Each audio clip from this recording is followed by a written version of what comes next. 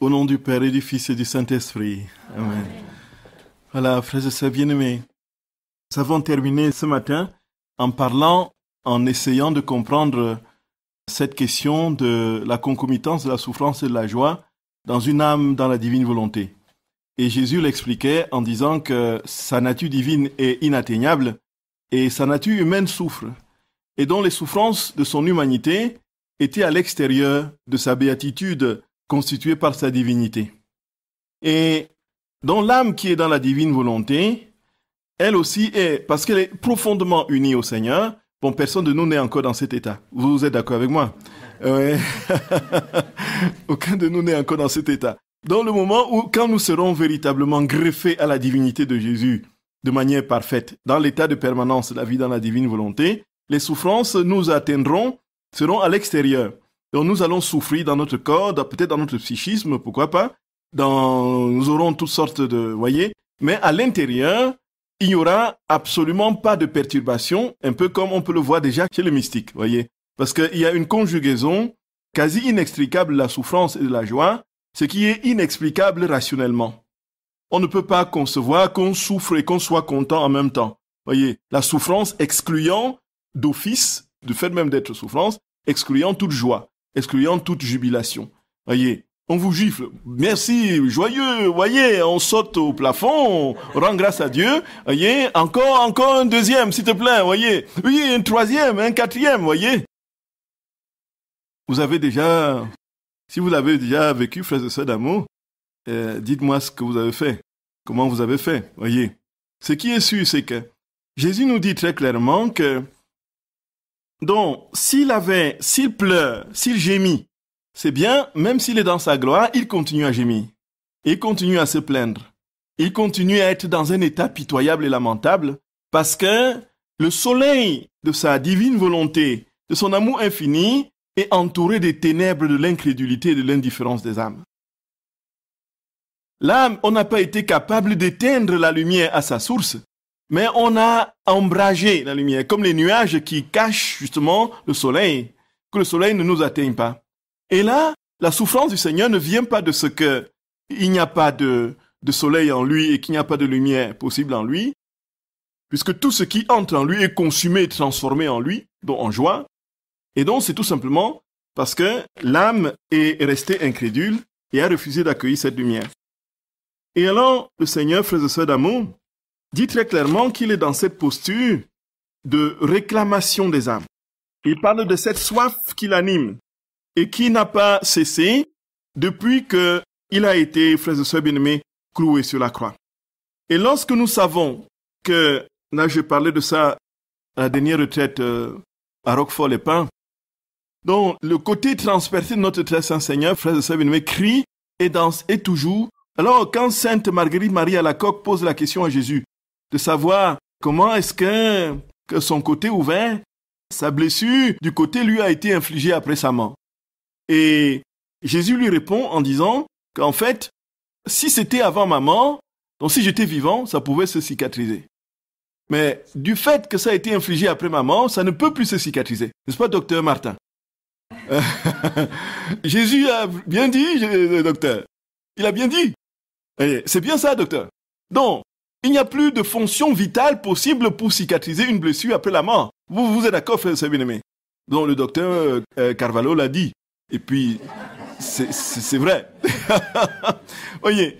Et non, Jésus dit qu'il a voulu que ce soit ouvert après sa mort pour ne plus jamais se refermer. Donc, le côté ouvert de Jésus, c'est pourquoi, à la résurrection, ce côté est encore ouvert. Et Thomas est capable encore d'y mettre son doigt. Et justement, cet immense tableau du Caravage à l'église Saint-Louis de Rome, un Père Théophile, voyez, on voit, n'est-ce pas, vraiment le gros doigt de Thomas là qui s'enfonce dans le côté béant et large de Jésus comme ça. C'est impressionnant, vous voyez, assez saillant comme ça, voyez. Donc c'est un côté ouvert qui attend désormais tout homme. Et ce côté crie depuis que le soldat l'a transpercé. Ce côté crie, j'ai soif, j'ai soif. Voyez, frères et sœurs bien-aimés. Et nous comprenons donc la souffrance de Jésus, malgré en dépit de sa béatitude. Et s'il souffre dans un corps qui est déjà glorifié, c'est parce qu'il souffre, parce que nous sommes participants de son corps. Et l'Église fait partie de son corps. C'est-à-dire que tous les membres de l'Église font partie de son corps. Et donc, le procédé de la stigmatisation dans la vie mystique, frères et sœurs bien-aimés, ça vient de quoi? Ça vient si Jésus avait pu reproduire ce qu'il a vécu il y a 2000 ans, il aurait fait. Mais comme il n'a plus de corps périssable, voyez, il n'a plus de corps qui soit à même de souffrir puisque son corps est glorifié, il vient souffrir dans les corps humains que nous sommes. Il donne ses plaies, ses blessures aux âmes. Voyez, frères et sœurs bien-aimés, à quelques-uns. Mais à nous, il nous donne encore infiniment plus parce que nous vivons la perfection de ce qui vit dans la divine volonté. Voyez un peu. Donc pour nous, besoin de voir maintenant, de rechercher que ses mains soient trouées et que ses pieds et que le sang coule de ses... Voyez. Et puisque pour beaucoup, et le démon a singé combien de mystiques, des faux mystiques, on en a recensé au cours de l'église. Ouais, vous savez, bien aimé. Le sang qui sort, moi j'en ai vu des faux mystiques, voyez. Et puis, le sang qui sort, et puis les plaies qui s'ouvrent, des trucs, alors que c'est le démon qui façonne. Nous n'avons même plus besoin d'être trompés par le démon. Parce que déjà dans la divine volonté, nous n'avons pas besoin, tout est déjà, les plaies sont déjà en nous. Voyez, nous sommes tous des stigmatisés, comme nous l'avons dit. Le Seigneur vivant sa passion en nous, dans sa vie divine, nous confère tout ce qu'il a vécu dans son humanité, y compris sur sa croix. Voyez ça, frères et sœurs d'amour. Et cela fait que Jésus a besoin encore d'affection. Il a besoin d'affection. On ne peut pas lui dire, Seigneur, tu es dans ta gloire, tu ne souffres de rien, donc en fait maintenant, voilà, c'est à toi de t'occuper de nous. Jésus a besoin d'affection. Au fond, qu'est-ce qui se passe, frères et sœurs? Nous ne pouvons rien ajouter à la béatitude de Dieu, c'est la vérité. Et la consolation que nous lui apportons, c'est lui qui nous l'apporte. C'est-à-dire que c'est le moyen qu'il choisit pour nous apporter la plénitude de sa consolation, qui est le don de sa vie divine. Gloria. Voyez ça, frères et sœurs bien-aimés. Voyez ça? Et alors, le Seigneur attend de nous l'affection et la compassion pour se déverser. En fait, il dit, c'est le moyen, c'est la disposition de l'âme. La disposition de l'âme, c'est quoi? C'est l'affection, c'est l'amour. C'est tout simplement. Pas besoin d'être sorti de Saint-Cyr pour comprendre cela. Ou de comprendre avoir fait maths sup. Non, pas besoin, frères et sœurs bien-aimés. Rien. C'est simple comme bonjour. C'est-à-dire que Dieu veut se donner. Et pour se donner, il faut que l'âme soit ouverte. Et comment est-ce que l'âme est ouverte? Par l'amour, non pas l'affection qui lui manifeste, tout simplement. On n'a pas besoin de calcul, on n'a pas besoin de comprendre ce que c'est que le premier ou le troisième principe de la thermodynamique pour entrer dans ces vérités simples. Donc nous n'ajoutons rien à la béatitude de Dieu, pourtant notre compassion est nécessaire, indispensable. Notre affection est incontournable pour donner la possibilité justement au Seigneur de se déverser, puisqu'il ne peut se déverser que dans un cœur ouvert. Et la compassion, l'amour que nous avons pour lui ouvre notre cœur, dilate notre âme, l'élargit à la mesure de son amour pour nous. Plus il se plaint, plus nous avons compassion, et plus notre âme s'élargit, et plus il se le donne. Et plus il se donne, plus notre âme s'élargit. Et plus notre âme s'élargit, plus il se donne. Plus il se donne, plus notre âme s'élargit. Plus, ainsi de suite. Et on va de don en élargissement, d'élargissement en don, jusqu'à ce que nous soyons des petits dieux. Ah! Voyez ça, frères et sœurs bien-aimés. Et donc, ça c'est vraiment à comprendre, frères et sœurs bien-aimés, dans la méditation des heures de la passion, aimer le Seigneur. C'est-à-dire que supplier, même si les débuts sont formels, vraiment rudes, et même si le Seigneur continue à sauver les âmes et à réaliser ses promesses dans ses méditations mécaniques, qu'on lui demande chaque jour d'entrer toujours plus dans la profondeur de l'amour qu'on lui porte, pour que notre âme se dilate à la mesure de son amour, pour que nous soyons un jour capables de pleurer sur les pécheurs, de pleurer pour ceux qui se perdent. Voyez. Et alors, Louisa continue. Nous sommes toujours, frères et sœurs bien-aimés, dans la méditation de cette 7e heure, la 3e heure d'agonie de la Passion de notre Saint Seigneur. Mon Jésus, tandis que tu bois cet amer calice que le Père t'a envoyé, j'entends qui soupire, gémit et délie. D'une voix étouffée, tu dis, âme, venez soulager-moi. Prenez place à mon humanité. Oh, Gloria, prenez place à mon humanité. Je vous veux, je vous désire. Ne restez pas sourde à ma voix. Ne rendez pas vain l'ardeur de mes désirs, mon sang, mon amour et mes peines. Venez, venez, venez. Venez, venez, venez. Voyez. Oui. C'est Jésus qui le dit, frère de Sabine. Venez, venez, venez. Prenez place dans mon humanité. Je vous veux greffer à moi. Je veux vous voir à mon image et à ma ressemblance. Je veux vous voir. Venez, venez, venez, venez. Jésus agonisant, chacune de tes plaintes est une blessure à mon cœur, qui ne trouve plus instant de répit. Je veux faire mien ton sang, ta volonté, ton zèle ardent et ton amour. Sur terre comme au ciel, je veux aller chercher toutes les âmes et leur donner ton sang, gage de salut. Voyez, plus le Seigneur montre sa souffrance et se plaint et gémit, plus l'âme est enamourée, l'âme languit et l'âme entre dans la souffrance et la compassion de son Seigneur. Et l'âme n'a plus d'autre choix que d'entrer, frères et sœurs bien-aimés, dans les réparations. Jésus crie, s'il te plaît, s'il te plaît, s'il te plaît, est-ce que je peux? D'un ton suppliant, lancinant, suppliant. Et l'âme dit, je ne peux plus me retenir. Voyez, c'est ça en fait la pédagogie de Jésus. C'est ça la pédagogie de Jésus, frères et sœurs d'amour. Ce n'est rien d'autre. La pédagogie de Jésus n'est rien d'autre que de nous faire languir d'amour. Faire languir d'amour. Il ne viendra pas nous forcer. Il ne viendra pas nous brutaliser, frères et sœurs. Il respectera royalement notre liberté, comme il a respecté royalement la liberté de Judas Iscariote. Ayant tout fait, tout tenté, mettant tout en œuvre pour qu'il se rende à l'amour. Jésus est un courtisan. Il nous courtise. C'est le meilleur courtisan de l'univers, frères et sœurs d'amour.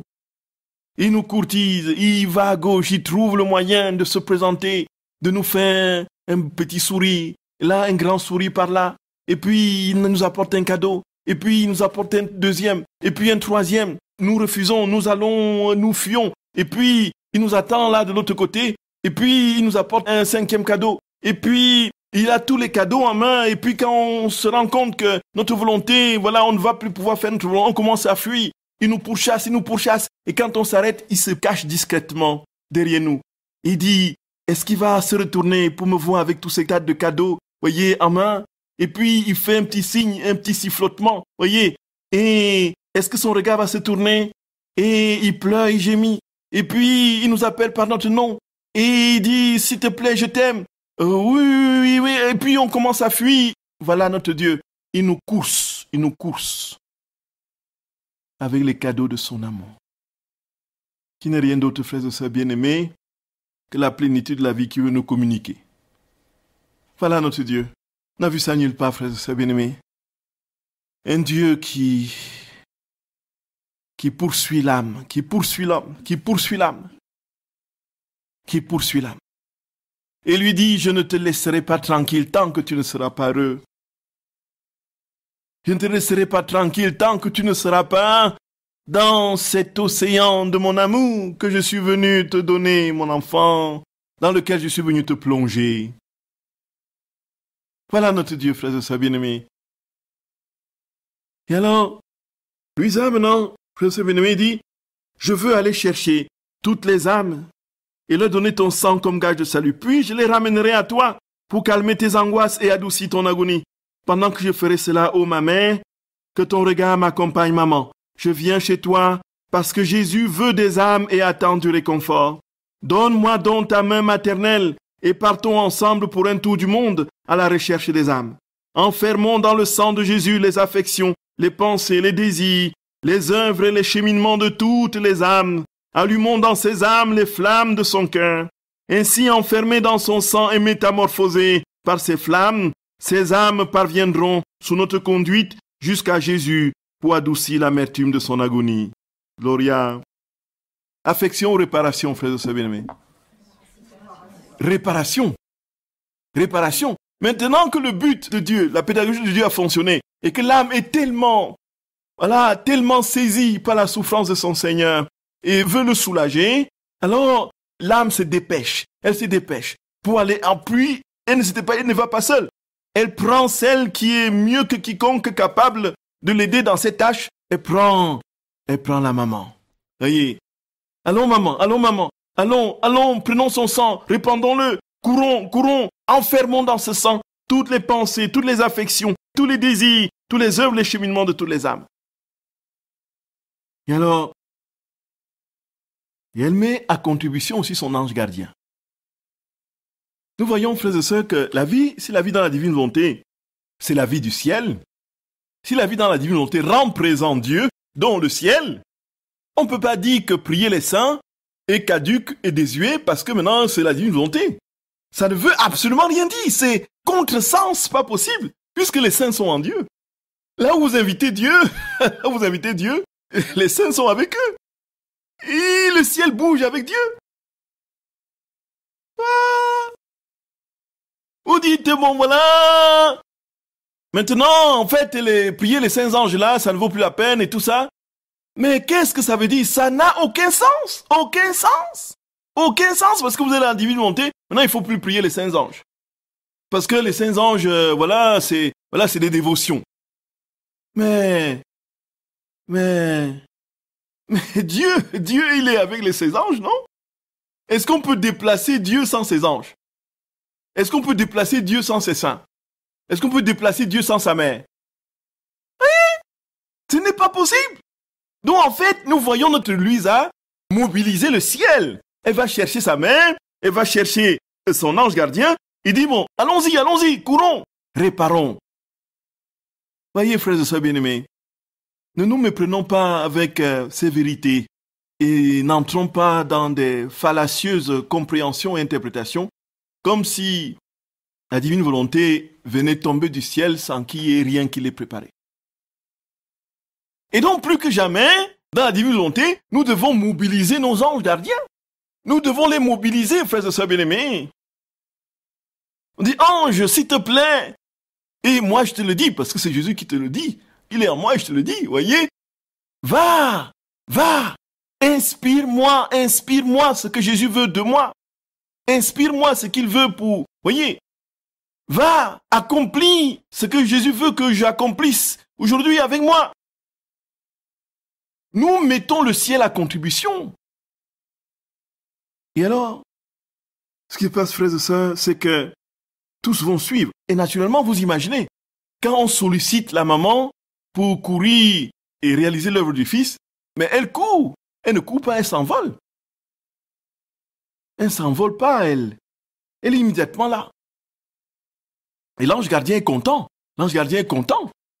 Parce que nos anges gardiens, quand ils n'ont rien à faire, quand on les sollicite juste pour trouver la pièce de monnaie qui est perdue, frères et sœurs bien-aimés, c'est infiniment en deçà de ce pourquoi ils sont à nos côtés. Ils sont à nos côtés pour nous relier au ciel.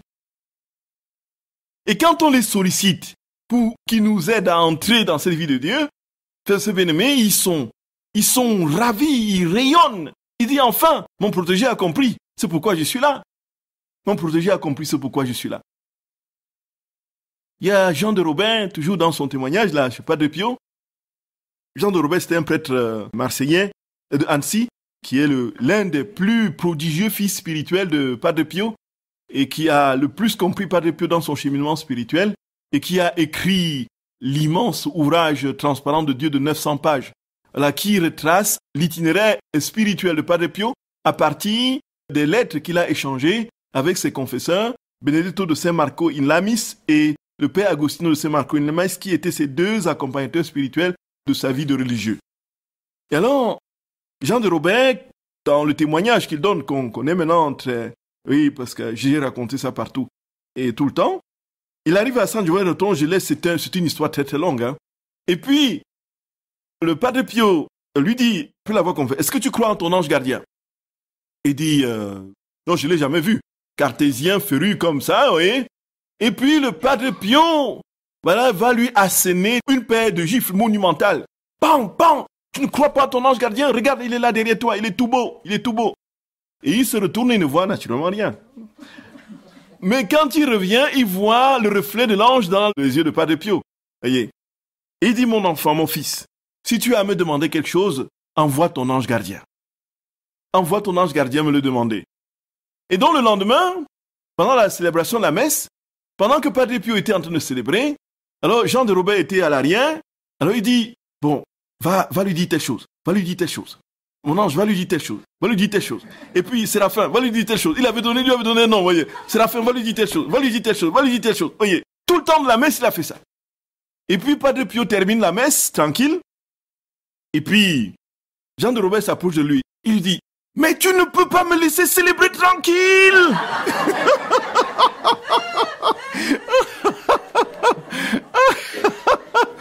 Et puis, il le prend contre son cœur et dit, oui mon fils, je t'ai écouté, j'ai entendu tout ce que tu m'as demandé. Voyez un peu. Voyez. Les anges sont là, actifs, frères et sœurs bien-aimés, pour nous conduire dans cette vie dans la divine volonté. C'est pas qu'on doit subitement, parce qu'on a eu le grand Graal de la divine volonté, voilà, on laisse tomber la prière à l'ange gardien, on laisse tomber la prière à Saint-Michel-Archange, on laisse tomber le... Qu'est-ce que ça veut dire tout ça? Qu'est-ce que ça veut dire? Qu'est-ce que ça veut dire? Qu'est-ce que ça veut dire? Et là, ce sont des choses comme ça qui bloquent la cause de Luisa. Des interprétations de la divine volonté comme ça qui bloquent sa cause là. Et il y a même des groupes qui ont été interdits aux États-Unis. Ils ont été bannis de la divine volonté parce que, et voilà, c'était des trucs comme ça qui circulaient, qui faisaient circuler. Et naturellement, qu'est-ce qui se greffe, frères et sœurs d'amour, dans cette posture et dans cette interprétation? Le vilain orgueil. Le vilain orgueil. Alors, toi, tu es encore là à ça? Tu fais encore ceci? Ah, tu pries encore le chapelet? Ah, tu fais encore des prières à l'ange gardien? Oh, tu fais encore ça? Ah, moi, je suis déjà dans la divine volonté. Ah, je suis dans la divine volonté. Moi, c'est... Voilà. Voilà comment ça se passe. Voilà le mécanisme de celui d'en dessous. Mais Luisa va chercher son ange, frères et sœurs d'amour. Nous voyons, est-ce que nous avons lu ces textes-là? Luisa va chercher son ange gardien. Il va chercher les saints. Elle va chercher notre très sainte mère. Mais allons-y, réparons ensemble. Mon ange, courons, allons à la messe, mon ange. Attrape le bus là, que je ne loupe pas la messe, voyez. Voyez. Humilité, frères et sœurs d'amour, humilité.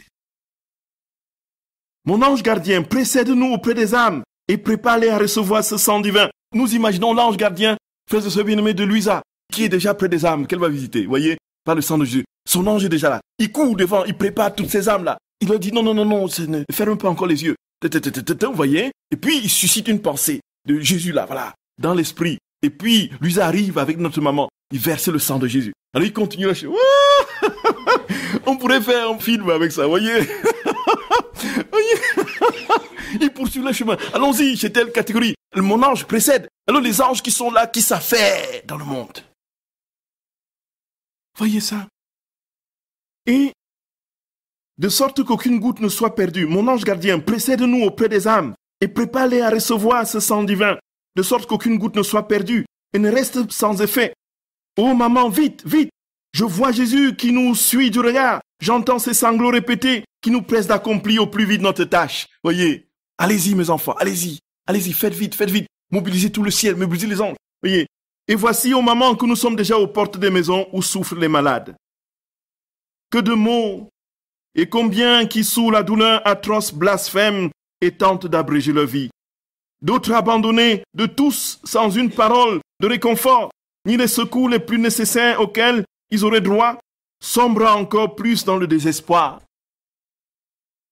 Oh maman, j'entends les sanglots de Jésus, voyant comment se transforme en péché cet amour de prédilection dont il use pour amener à lui par la souffrance les âmes qui en ont besoin. Donnons à boire son sang à ces âmes, afin que Jésus leur donne le soutien nécessaire. Demandons que sa lumière leur fasse comprendre quel bien elles retireront de cette souffrance, frères et sœurs d'amour. Ah! Quand le regard de notre Seigneur, frères et sœurs bien-aimés, quand il regarde d'un regard compatissant et empressé, pour que maman et Luisa et leurs anges gardiens sa faim pour accomplir leur tâche. C'est exactement le même regard que le Seigneur a sur nous, frères et sœurs bien-aimés. Quand nous méditons les heures de la Passion, quand nous sommes à la messe et que le prêtre soulève le calice, c'est le même regard que Jésus a sur nous. Il dit, est-ce qu'ils vont répandre mon sang sur les âmes? Jésus nous regarde. Jésus nous regarde pendant ce temps, pendant la messe. Jésus nous regarde. Regarde, je suis là. Qu'est-ce que tu fais de moi qui suis là à l'autel, mon enfant? Qu'est-ce que tu fais de moi à l'autel? Moi qui suis là. Qu'est-ce que tu fais de mon sang? Je suis là, je suis là. Qu'est-ce que tu me demandes en ce moment? Tu demandes la guérison de ton orteil ou tu es en train de répandre ce sang sur les âmes des pécheurs, des criminels, des hommes d'église qui nous conduisent sur le chemin de la sainteté? Est-ce que tu es en train de répandre ce sang sur tous ceux qui sont dans le désespoir, qui sont prêts à se suicider? Qu'est-ce que tu fais de ce sang? Me voici à l'autel, mon enfant, me voici. Le regard de Jésus se porte sur chacun de nous avec la même intensité et la même supplication. La même force de supplication qu'ici, frères et sœurs d'amour, Luisa. Voyez ça, frères et sœurs bien-aimés. Voyez ça. Et Jésus, quand on répand son sang et que les âmes sont régénérées, ceux qui devaient se suicider, quand ils se rattrapent dans une bouffée d'espérance qui les a saisis subitement, alors Jésus est content. Il dit, allez-y, continuez mes enfants, continuez, continuez. C'est pas rien, c'est pas rien. Nous qui avons reçu autant, frères et sœurs bien-aimés, à celui qu'on a beaucoup donné, il lui sera beaucoup demandé. C'est dans le texte d'aujourd'hui, non? Tout à fait. Que de grâce nous avons dans cette église catholique. Que de choses pouvons-nous comprendre, frères et sœurs bien-aimés.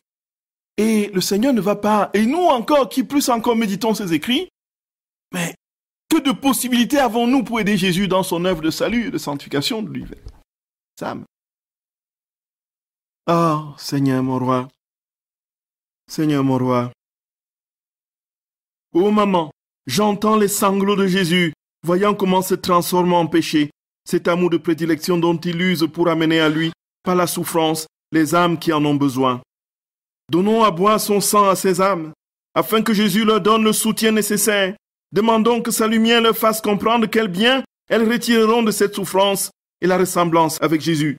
Et frères et sœurs bien-aimés, voyons bien, Jésus dit très clairement qu'il y a certaines souffrances qui laissent couler, contre lesquelles on ne peut rien parce que il y a un bien supérieur au bout, c'est-à-dire qui est notre propre conversion de transformation intérieure.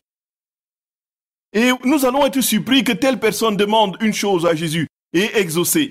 Et vous êtes là, vous demandez, vous suppliez, vous implorez pendant des années, et puis rien n'arrive. Vous n'avez rien qui bouge. Il y a une continuelle stagnation de votre situation. La souffrance est là.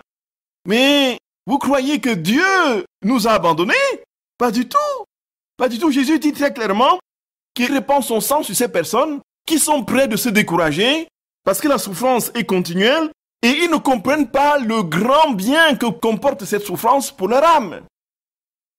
Et si le Seigneur leur enlevait, frères et sœurs bien-aimés, ces souffrances-là, ils perdraient leur âme. Ils perdraient leur âme.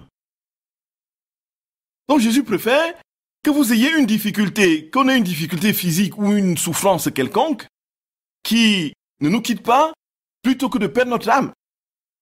Parce que c'est cette souffrance qui nous maintient dans la posture soit d'humilité, soit de grâce, parce que nous sommes encore dans l'état de supplication, ainsi de suite.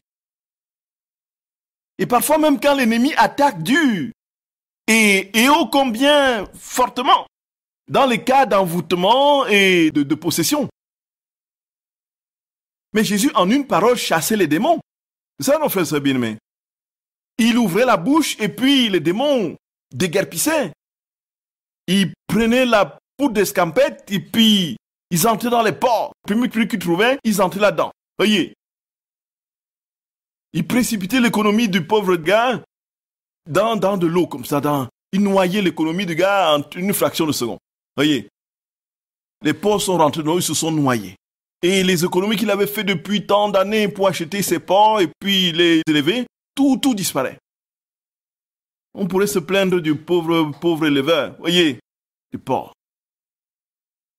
Et ce qui se passe, frères et sœurs bien-aimés, c'est que le Seigneur est bien, il sait ce que cette âme sera. Et peut-être qu'il faut qu'il perde ce troupeau de porcs pour comprendre qui est celui-là qu'il a. Voyez, on ne dit pas plus sur ce qui est devenu le leveur de porcs. Mais certainement, il a compris quelque chose, qu'il y avait un phénomène qui n'allait pas. Et puis, son âme a été touchée et sauvée par là. Jésus dit à lui, peu lui importe les villes qu'on construit, tout ça, que ce soit détruit ou pas. C'est pas son problème. Le problème, c'est l'âme. Il a soif des âmes. Et parfois, il y a une souffrance lancinante qui ne trouve pas de répit et qui est loin d'être. Jésus dit que parfois, il le permet pour que l'âme grandisse en lui. C'est le Père Gabriele Amorth qui était le grand exorciste du Vatican, qui est mort maintenant, qui a vraiment été le pilier, c'est le fondateur d'ailleurs de l'association des exorcistes catholiques, qui a écrit énormément de livres, qui a fait énormément de missions, et puis qui a, selon dans un de ses livres, il a exorcisé plus de 6000 personnes. Plus de 6000 personnes. Et que de tous ces exorcismes-là, il y a eu une seule fois où le démon est parti en un quart d'heure.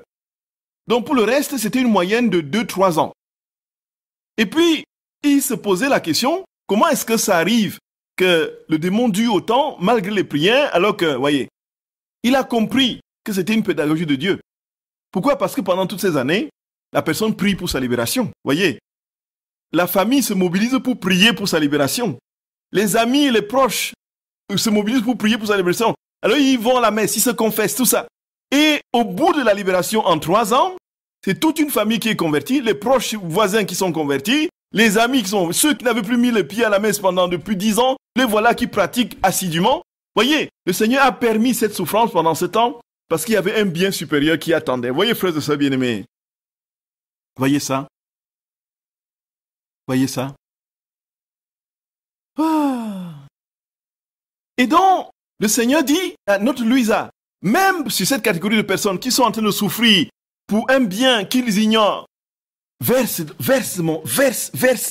le sang. Verse mon sang sur eux, ma fille. Verse mon sang. Allez-y. Versez. Nous voyons que aucune catégorie ne sera laissée de côté. Le sang de Jésus, frères et sœurs bien-aimés, c'est sa vie. Le sang de Jésus, c'est sa vie. Et pourquoi à Paris, une fois par mois, on a un temps d'enseignement, et la messe que je célèbre, c'est la messe du précieux sang. Le sang de Jésus, c'est sa vie. Et ce sang, frères et sœurs bien-aimés, qui coule encore sur l'humanité aujourd'hui, n'épargne aucune catégorie. Et comme nous allons voir dans cette 7e heure de l'agonie, elle va parcourir les âmes vivantes, les âmes défuntes, elle va même toucher les saints, et la Vierge va même bénéficier de ce sang. Et lui, ça va aussi mettre ce sang-là sur elle, voyez? Ah. Et tout ça, nous avons ça à notre portée, pendant la messe et dans la méditation des heures. Frères et sœurs bien-aimés, c'est un exercice dans la divine volonté, que pendant la messe, que dans cette union avec notre Seigneur sur l'autel, en son corps, son sang, son âme et sa divinité, qu'on demande à ce sang, frères et sœurs bien-aimés, de couler. Bien sûr, nous pouvons commencer par nos proches et amis, nos maris, nos femmes, nos enfants, nos petits-enfants, bien sûr, c'est pas un problème. Mais qu'on répande ce sang le plus possible. Ou quand le prêtre, Jésus vient dans son sang, le calice, quoi. Prenez et buvez-en tous, ceci est mon sang, oui. L'élévation, oui, tout à fait. Et même après, puisque déjà, une fois que c'est fait, il est déjà là. Il est là.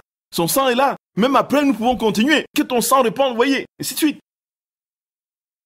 Et toi, maman, place-toi auprès d'elle, et comme une mère pleine d'affection, touche de tes mains maternelles leurs membres endoloris, apaise leur souffrance, prends-les dans tes bras et dans ton cœur, verse des torrents de grâce sur toute leur peine, console les affligés, fais se lever des âmes généreuses pour secourir celles qui manquent même du nécessaire, obtiens répit et repos à celles qui souffrent atrocement, que réconforter ces âmes supportent avec un surcroît de patience ce que Jésus veut pour elles.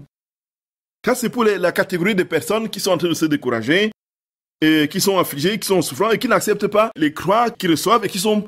Et là, consolation, soulagement, mais faites-leur comprendre. Oui. Non, il y a deux qu'on a passé. Il y a ceux qui souffrent, qui n'acceptent pas la souffrance, alors que c'était un grand bien pour elles. Il y a les âmes qui sont affligées, profondément affligées, auxquelles notre très sainte mère sous l'ordre de Louisa, dit, touche leurs membres, maman, serre-les contre ton cœur, prends-les dans tes bras et dans ton cœur, verse des torrents de grâce sur toute leur peine, et puis console les affligés. Et suscite les âmes autour d'elles qui viendront les aider. Et là, maintenant, il va passer à une autre catégorie, ceux qui sont en train de mourir. Faisons encore un tour du monde et entrons cette fois dans les chambres des mourants. Mon Dieu, quelle horreur! Combien sont sur le point de tomber en enfer? Combien, après une vie de péché, vont ajouter une ultime blessure à ce cœur maintes fois transpercé, en couronnant leur dernier souffle d'un acte de désespoir. Voyez, c'est la 3e heure d'agonie de notre Seigneur Jésus au jardin de Gethsémani. C'est la 7e heure, de 23h à 24h. Et alors, frères et sœurs bien-aimés, si nos yeux s'ouvraient sur tout ce qui se passe dans les maisons,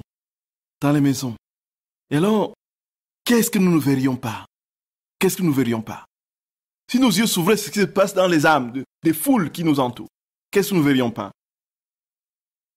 J'ai pris 4 jours au monastère des sœurs de Bethléem du Mont Voiron en rentrant de Notre-Dame-du-Lot récemment. Il y a un sommet à 1450 mètres, voilà, effectivement, où on a une vue magnifique, non seulement sur le Mont Blanc, mais aussi sur le lac Léman, Annemasse, Genève et tout ça, avec tous ces patelins, les maisons qui sont là, voyez. Et on arrive là, c'est une vue à couper le souffle. Et on ne peut que s'écrier dans des rondes, Seigneur, que tu es magnifique, que tu es beau, que tu es... Voyez, merci, merci, gloire, gloire, amour, amour, amour, adoration, adoration. C'est splendide, ça vous arrache la louange. Voyez, de manière... Et puis, je me disais, en voyant tout ce que je voyais à perte de vue, comme patelin, comme maison, comme ville et tout ça, en fait, il y a là des milliers, des millions d'âmes. Et dans chaque maison, qu'est-ce qui est en train de se passer? Il y a quelqu'un qui sont certainement en train de se disputer. Quelqu'un qui est en train de dire, voilà, la vie ne vaut plus la peine. Ainsi de suite, voyez. Frères et sœurs bien-aimés, au ciel, nous verrons si nous avons cette pratique-ci de répandre le sang de notre Seigneur. En fait, j'essaie timidement, malgré mes distractions pendant la messe, quand je lève la coupe, je demande au Seigneur de répandre son sang sur tous les hommes, de tous les temps, et sur toutes les catégories de personnes, en fonction de ce que je voyais un peu ça. Et puis, au ciel, nous verrons ce que nous aurons fait par un seul acte. Les âmes que nous aurons repêchées dans tel coin du monde, dans tel lieu, dans telle situation désespérante, entre des personnes qu'on aura sauvées du suicide. Qu'on aura sauvées du suicide. On aura sauvé des milliers d'âmes du suicide. On aura apaisé et consolé beaucoup d'autres. Frères et sœurs bien-aimés, la seule arme véritable, c'est l'arme spirituelle. Quand Jean-Paul II est venu en France, visitant les carmélites, il dit, ma sœur, vous avez une bombe atomique. Vous avez une bombe atomique, voyez. La bombe atomique, c'était quoi? C'est la prière. Et nous, bien plus qu'une bombe atomique, nous avons la bombe divine. Avec une déflagration éternelle et infinie. Et dans un seul acte où nous demandons au sang de Jésus de s'étendre, frères et sœurs bien-aimés, des milliers d'âmes sont touchées et sauvées. Nous verrons un jour, frères et sœurs bien-aimés, des âmes qui auront été sauvées des situations de justesse, des situations calamiteuses, des mourants qui étaient dans l'agonie. On sait que c'est une lutte cruelle au moment de la mort. Au moment de la mort, c'est terrible, frères et sœurs bien-aimés. Au moment de la mort, c'est terrible. Au moment de la mort, c'est terrible. C'est une lutte terrible, frères et sœurs, au moment de la mort. Pour ceux qui ne sont pas en Dieu, c'est un moment terrible où l'ennemi déploie toute son artillerie. L'ennemi sort tout ce qu'il peut, l'accusateur de nos frères. Il vient se placer là, il dit, regarde ça, tu regardes bien, tu as fait ça, mais tu m'appartiens. Les démons rôdent autour. Et notre ange gardien se débat comme il peut, voyez, pour essayer de les éloigner et puis pour attirer le secours du ciel en fonction de ce que nous aurons vécu dans la grâce. Et nos saints, les saints vont se pointer là si nous avons eu un moment, prier un Je vous salue Marie ou bien prier un Saint Antoine, il va se mettre là au coin et puis, voilà, il dit, la lutte est là, acharnée. Et c'est pourquoi il y a des gens sur le lit de mort, frères et sœurs bien-aimés, des gens qui meurent avec un rictus comme ça. On sent qu'ils ont lutté. On sent qu'ils ont lutté. C'est pas, docteur? Ça... Non, là maintenant je suis sérieux. Ouais.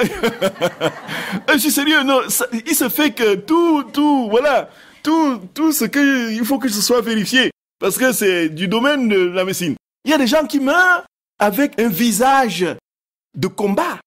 On sent qu'ils ont combattu. C'est les derniers instants de la mort. Mais on voit certains, pourtant, qui, quand ils meurent, voyez, on a l'impression qu'ils ont vu quelqu'un et ils se sont mis à sourire, voyez un peu. Ils sont morts en souriant, voyez. Dans mon enfance, il y avait un prêtre comme ça, qui était mort assez jeune, un prêtre fervent, qui priait. Et puis, on avait signalé que ce qui ne pouvait pas tenir longtemps, et puis toute sa famille s'était rassemblée autour de lui, sur son lit de mort.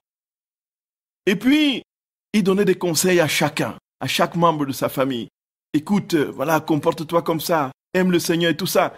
Et puis, l'instant d'après, il levait le ciel, il dit oui, j'arrive. Et puis, je vous assure, vérité, c'est fou. Et puis, il continue, donne des conseils. C'était à Bouddha, je vous dis la ville où c'était, la ville de Bouddha, à l'ouest du Cameroun. Voyez, alors, il regarde, et il continue à donner des conseils. Il dit, oui, j'arrive. Et il continue, il donne, oui, j'arrive. Quand il avait fini pour la dernière personne, il a fermé l'œil, c'était terminé. Le ciel l'appelait, frères et sœurs d'amour. Le ciel était pressé. Et quand Jésus dit, frères et sœurs d'amour, quand nous posons un acte dans la divine volonté, tout le ciel se mobilise. Et tout le ciel retient son souffle.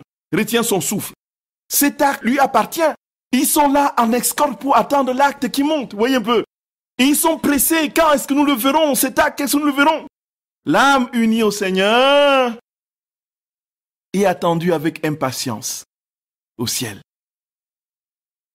Voyez, frères et sœurs bien-aimés. Et nous voulons mener une vie médiocre avec toutes ces vérités, frères et sœurs d'amour.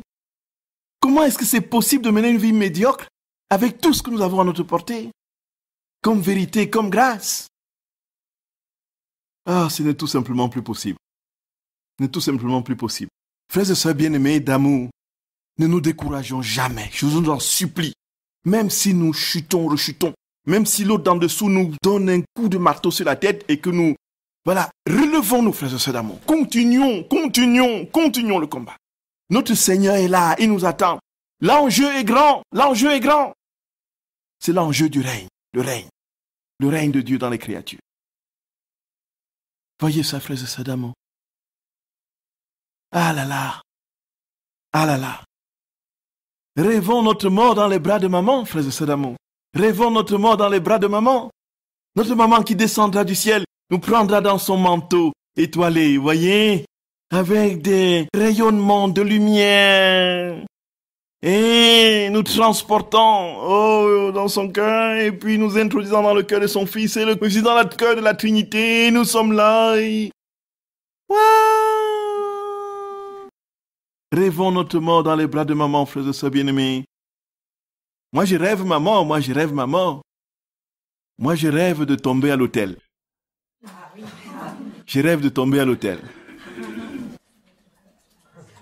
Oh là, ça, c'est plus possible de faire autrement. Hein. Vous voyez, on me met je suis en chasuble, hein, et puis c'est terminé, c'est fini. Vous n'avez plus besoin de faire la toilette mortuaire, vous me mettez dans le cercueil, vous voyez.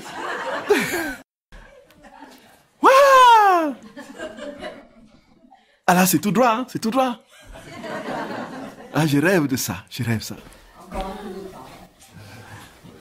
Encore un peu de temps, vous serez exaucé. Amen. Amen, mon cher Nathalie, bien-aimée. Amen. Il n'y aura pas les démons. C'est une mort subite. Oui, les démons ne seront pas là puisque je serai rempli de Jésus. J'aurai communié, je serai rempli de Jésus. Voyez? Et je serai notre Jésus à l'autel, voyez? Et doublement Jésus parce que je suis Jésus à l'autel et Jésus dans la divine volonté. Et Jésus, vous voyez?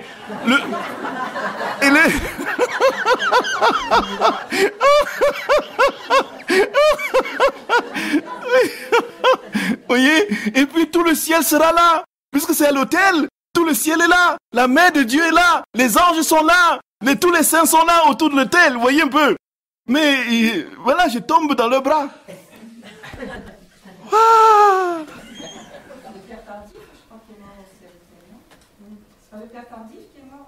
Non, non.